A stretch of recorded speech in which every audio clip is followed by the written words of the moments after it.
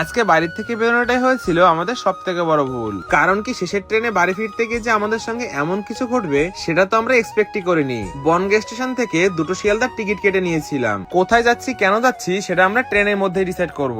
অনেক কিছুই প্ল্যান ছিল, তবে কোনটা রেখে কোনটা করব কিছু বুঝতেই পারছিলাম না। এইদিকে সকাল থেকে যেহেতু কিছুই খাওয়া হয়নি, সেই জন্য ডিসাইড হলো আগে পেট পুজো তারপরে অন্য কাজ। খেতে যখন হবেই কিছু ভালোই খাবো, আর ভালো বলতে আমরা শুধু বিরিয়ানিই বুঝি। এরপরে ট্রেন থেকে মধ্যম গ্রামে নেমে পড়েছিলাম।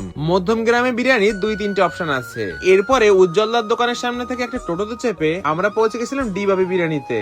ও সরি একটু ভুল হয়ে গেছে, ডি বাবি না, অনির্বাণস বিরিয়ানি। দেখো দোকানের নাম ঠিকই পাল্টেছে, কিন্তু বিরিয়ানির প্রতি ক্রেজ একদমই পাল্টায়নি। আর এখান থেকে আমরা অর্ডার করেছিলাম দুটো ভেটকি ফিশ ফ্রাই আর দুটো মটন বিরিয়ানি। যাই হোক, আজকে না আমাদের তত সময় অপেক্ষা করতে হয়নি। আমরা বলেছিলাম প্রথমে আমাদের ফিশ ফ্রাইটা দেবে, এরপর এটা শেষ হলে তারপরে বিরিয়ানিটা নিয়ে আসবে। আমাদের কথা মতন প্রথমে আমাদের ফিশ ফ্রাইটা দিয়ে গেছিল।